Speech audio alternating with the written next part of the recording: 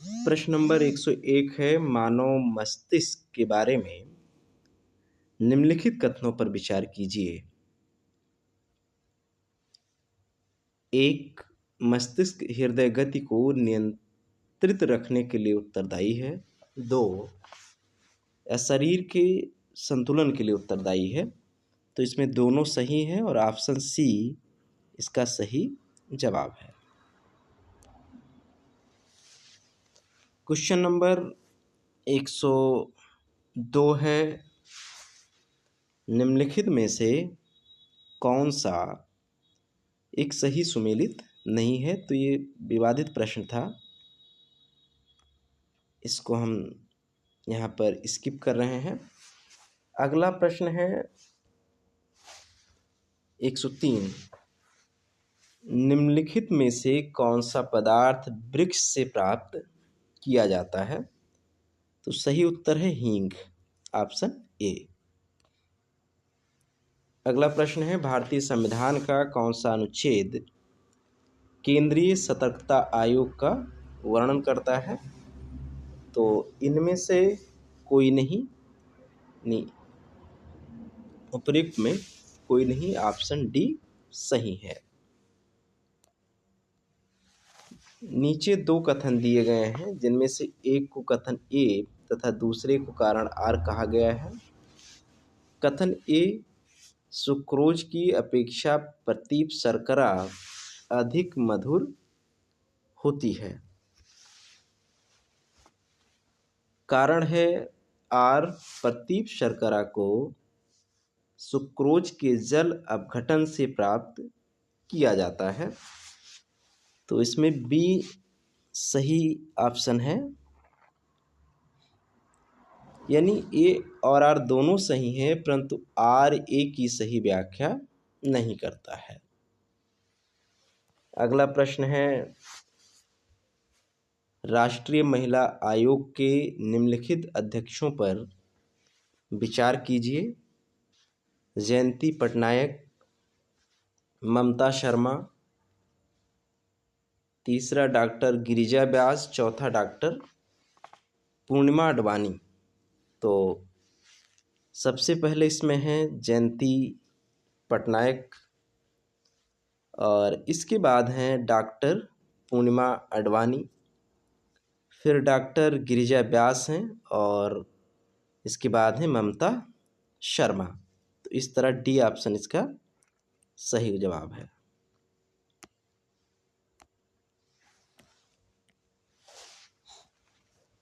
प्रश्न संख्या 107 है, सूची 1 को सूची 2 से सुमेलित कीजिए तथा सूचियों के नीचे दिए गए कूट से सही उत्तर चुनिए। तो सोडियम, सोडियम चाकू से आसानी से काटा जा सकता है। पारा, कमरे के ताप द्रव्य पर,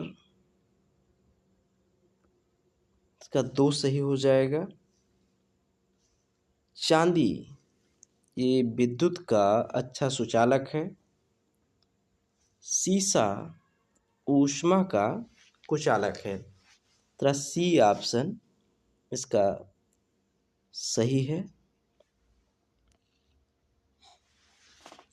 प्रश्न संख्या 108 है, भारतीय संविधान के अनुच्छेद 371 के अंतर्गत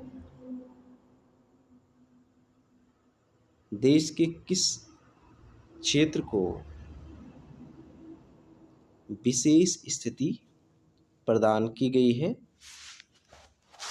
इंग्लिश में यह which region of country conferred special status under article 371J of constitution of India.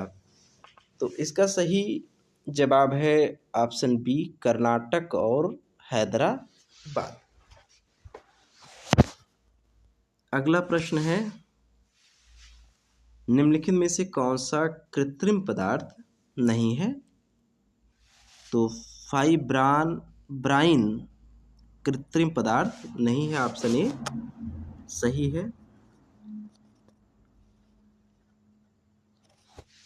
अगला प्रश्न है, निम्नलिखित में से कौन सा एक सही सुमेलित नहीं है?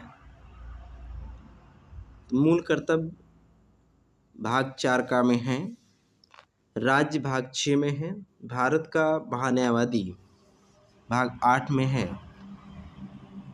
नहीं, भारत का महान्यायवादी भाग 8 में नहीं है, और इस तरह ऑप्शन सी इसमें सुमेलित नहीं है।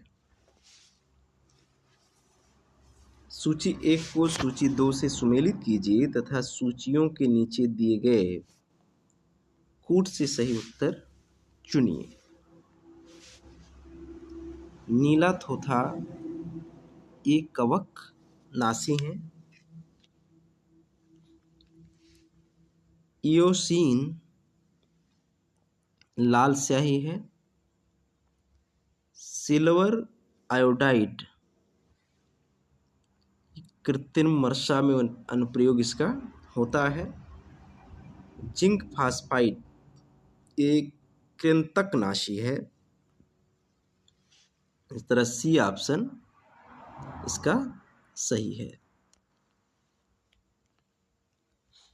अगला प्रश्न है, भारतीय संसद की सबसे बड़ी समिति कौन सी है? प्राक्कलन समिति सबसे बड़ी समिति है। ये अगला प्रश्न करंट अफेयर का है, तो इसको हम स्किप कर रहे हैं। और 114वां प्रश्न है, भारतीय संविधान के कौन से अनुच्छेद में नागरिकता से संबंधित प्रावधान है? या भारतीय संविधान के कौन से अनुच्छेद नागरिकता से संबंधित हैं? तो अनुच्छेद 5 से 11 ये नागरिकता से संबंधित हैं। 115वां प्रश्न भी करंट अफेयर से संबंधित है, तो इसको हम छोड़ रहे हैं। अगला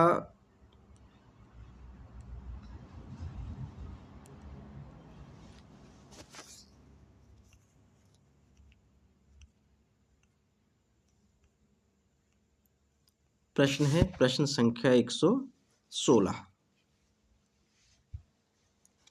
नीचे 2 कथन दिए गए हैं।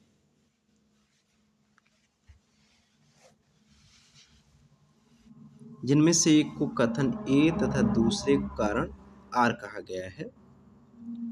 कारण ए, भारतीय राजनीतिक व्यवस्था की प्रकृति में निरंतरता एवं परिवर्तन के तत्व मूर्त रूप से पाए जाते हैं। कारण आर, भारतीय राजनीतिक व्यवस्था में निम्न राजनीतिक कार्यशैलियों जैसे आधुनिक शैली, परंपरागत शैली तथा संत शैली के तत्व समाहित हैं। तो इसका ऑप्शन ए सही है। ए और आर दोनों सही हैं तथा आर ए की सही व्याख्या करता है। अगला प्रश्न है, प्रजनन के प्रतिस्थापन स्तर तक पहुंचने के लिए जनसंख्या की कुल प्रजनन दर TFR क्या होनी चाहिए? तो ये होनी चाहिए 2.1। ऑप्शन सी इसका सही जवाब है। अगला प्रश्न है, राज्यों में मुख्यमंत्री सहित मंत्रिपरिषद में मंत्रियों की न्यूनतम संख्या क्या हो सकती है? तो न्यूनतम संख्या 12 हो सकती है। ऑप्शन भी सही है। अगला प्रश्न है, भारत में गरीबी के अनुमान हेतु निम्नलिखित में से कौन सा से विधियों का प्रयोग किया जाता है? तो सिर गणना विधि का प्रयोग होता है, कैलोरी ग्रहण का होता है, पारिवारिक उपभोग व्यय का प्रयोग होता है। और इस तरह ऑप्शन 1, 2 और 3 यानी ऑप्शन बी सही है। अगला प्रश्न है, भारत के सर्वोच्च न्यायालय ने संविधान के आधारभूत ढांचे के सिद्धांत को स्पष्ट किया। तो केशवानंद वाद में स्पष्ट किया था। तो इस तरह ऑप्शन बी इसका सही जवाब है, यानी केशवानंद भारतीवाद 1973।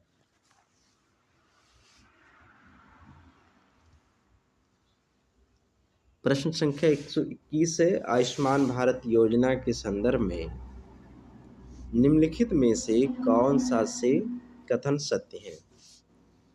ये योजना प्रति व्यक्ति 5 लाख रुपए का मुफ्त बीमा स्वास्थ्य बीमा प्रदान करती है।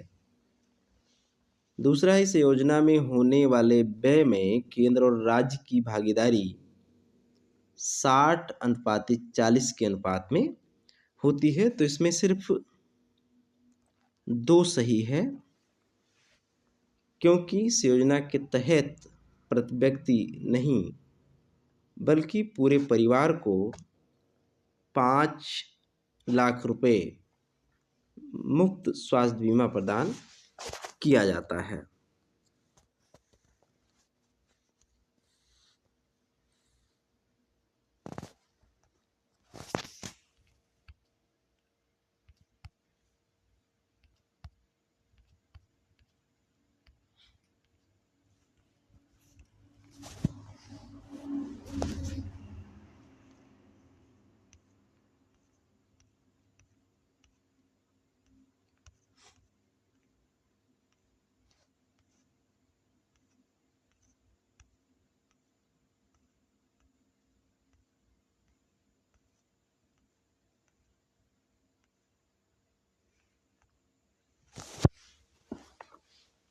प्रश्न संख्या 122 है, निम्नलिखित में से कौन सा एक सही सुमेलित नहीं है? अनुच्छेद 39A समान न्याय एवं निःशुल्क विधिक सहायता, अनुच्छेद 40 ग्राम पंचायतों का संगठन, अनुच्छेद 44 समान नागरिक संहिता, अनुच्छेद 48 न्यायपालिका का कार्यपालिका से पृथक्करण। तो न्यायपालिका का कार्यपालिका से पृथक्करण ये अनुच्छेद 50 में है, इसलिए ऑप्शन डी सही सुमेलित नहीं है।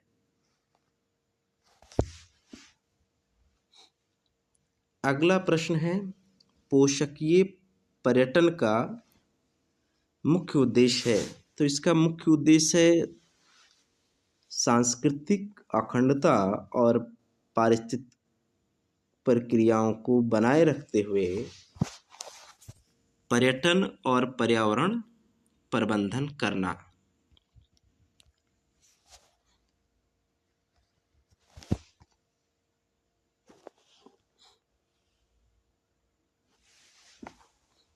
अगला प्रश्न है, भारत के महान्यायवादी के संदर्भ में निम्नलिखित कथनों पर विचार कीजिए। 1. राष्ट्रपति किसी ऐसे व्यक्ति को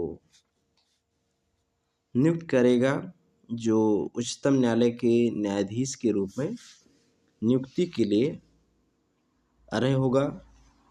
2. महान्यायवादी इतना पारिश्रमिक प्राप्त करेगा जो संसद अवधारित करे। तो इसमें सिर्फ एक सही है, क्योंकि पारिश्रमिक इनका संसद निर्धारित नहीं करता है। तो 125वां प्रश्न करंट अफेयर से संबंधित है, तो इसको हम छोड़ रहे हैं। 126वां प्रश्न है, नीचे 2 कथन दिए गए हैं जिनमें से एक को कथन तथा दूसरे को कारण कहा गया है। कथन ए, भारतीय संघात्मक व्यवस्था को अर्ध संघात्मक कहा जाता है। कारण आर, भारत में एक स्वतंत्र न्यायपालिका है जिससे न्यायिक पुनरीक्षण का अधिकार प्राप्त है।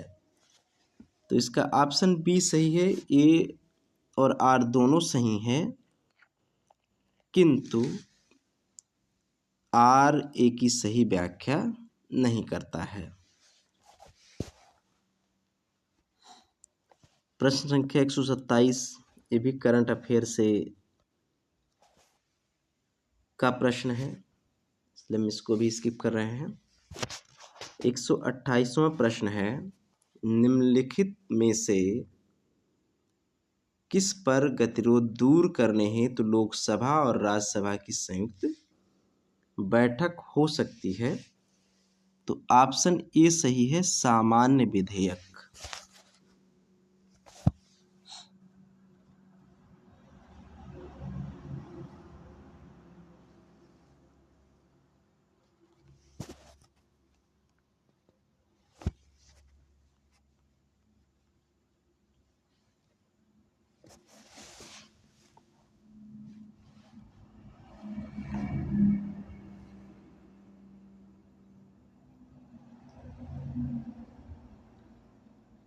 अगला प्रश्न है,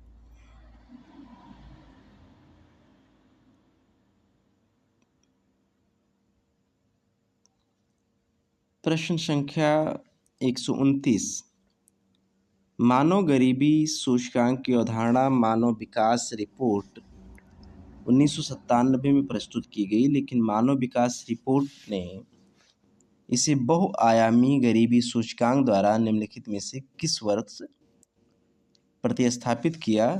तो ये 2010 में प्रतिस्थापित किया था।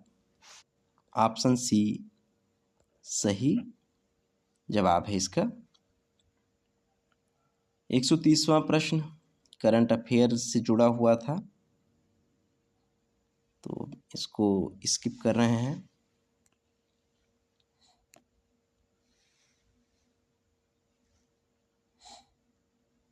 131वां प्रश्न भी करंट अफेयर का है।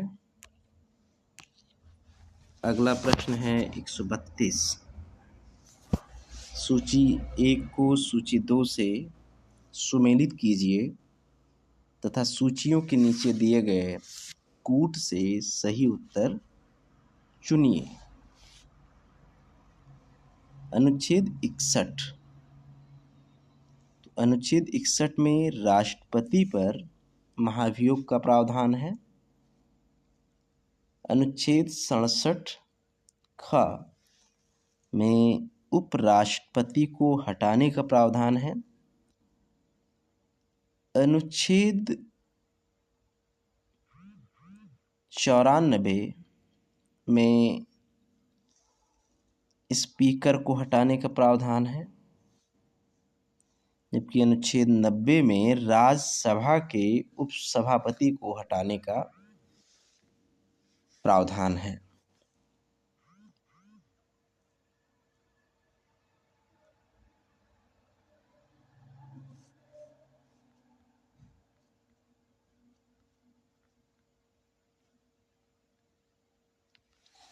इस प्रकार सी ऑप्शन इसका सही जवाब है। 133वां प्रश्न करंट अफेयर का है, छोड़ रहे हैं हम इसको। 134वां प्रश्न है, भारत की संविधान सभा ने निम्नलिखित में से किस तिथि को राष्ट्रीय ध्वज अपनाया? तो राष्ट्रीय ध्वज को कब अपनाया गया था? इसमें ऑप्शन ए है 22 जनवरी 1950 को, ऑप्शन बी है 24 जनवरी 1950 को, ऑप्शन सी है 22 जुलाई 1947 को, डी है 22 जुलाई 1948 को। तो इसका सही जवाब है 22 जुलाई 1947 को। प्रश्न संख्या 135 करंट अफेयर से संबंधित है। प्रश्न संख्या 136, उत्तर प्रदेश में बायोटेक्नोलॉजी पार्क निम्नलिखित में से कहाँ स्थित है? तो ये लखनऊ में स्थित है।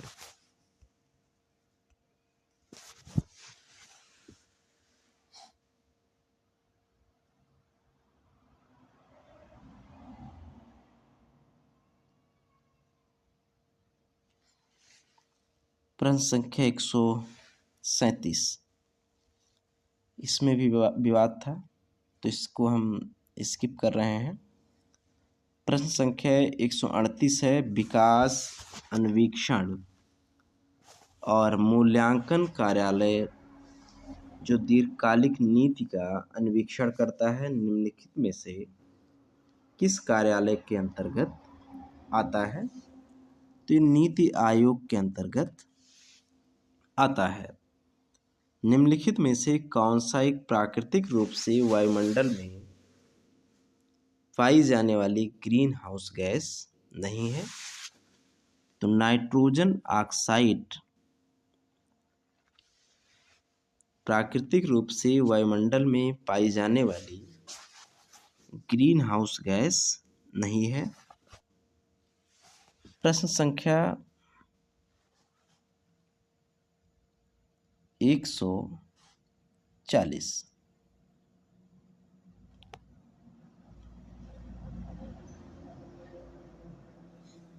ये भी करंट अफेयर से जुड़ा हुआ था।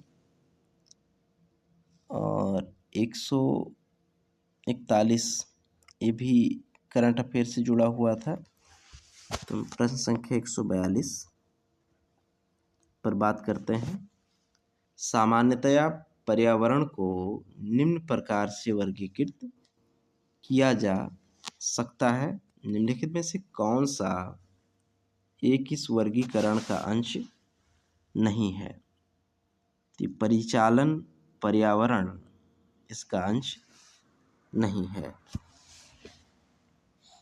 143वां प्रश्न भी करंट अफेयर का है।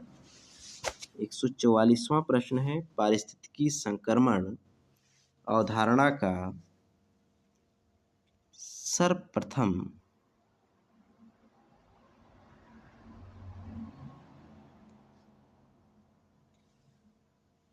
प्रयोग किया गया।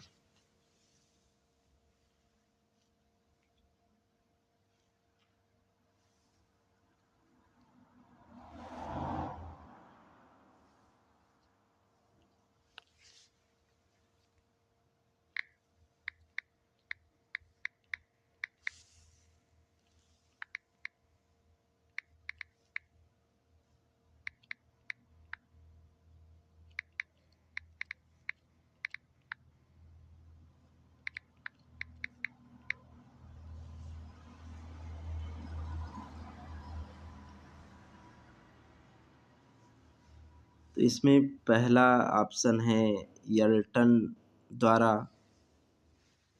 दूसरा ऑप्शन है बेनेट द्वारा, तीसरा ऑप्शन सी है बर्कले द्वारा और चौथा ऑप्शन है रेडजेल द्वारा। तो ये बेनेट द्वारा किया गया था, ऑप्शन बी इसमें सही है। 145वां प्रश्न है, ट्रैवल एंड टूरिज्म प्रतियोगात्मक सूचकांक जारी किया जाता है। तो इसको अंतर्राष्ट्रीय इसे IMF द्वारा जारी किया जाता है, विश्व आर्थिक मंच द्वारा जारी किया जाता है।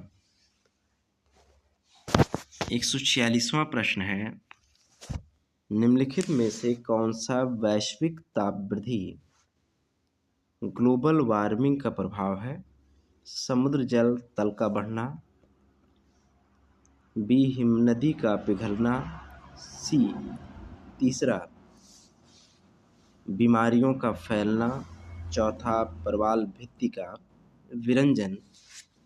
तो ये चारों प्रभाव होते हैं, ऑप्शन डी इसका सही उत्तर है।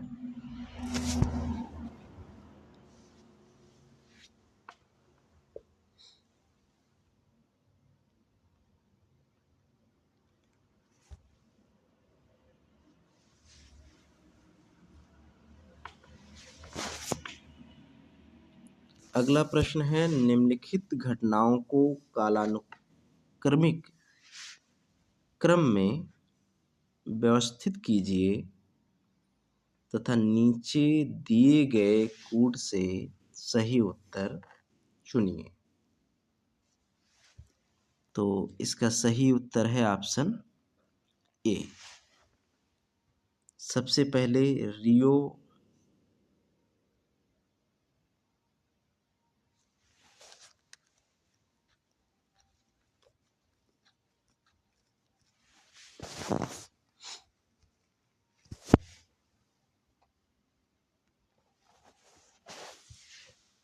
एक 149वां प्रश्न